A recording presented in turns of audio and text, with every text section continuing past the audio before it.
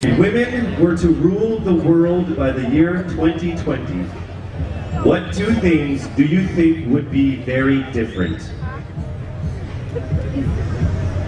If women were to rule the world by the year 2020, what two things do you think would be very different?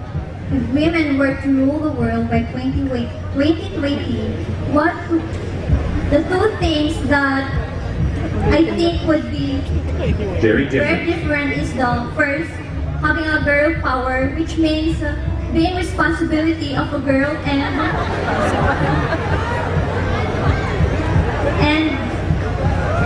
having and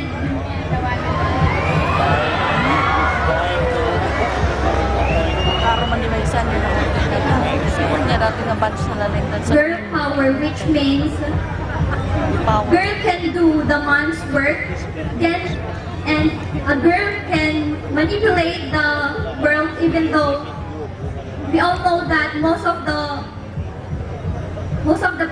past presidents or the past presidents of the country are boys. Of course, girls can do it.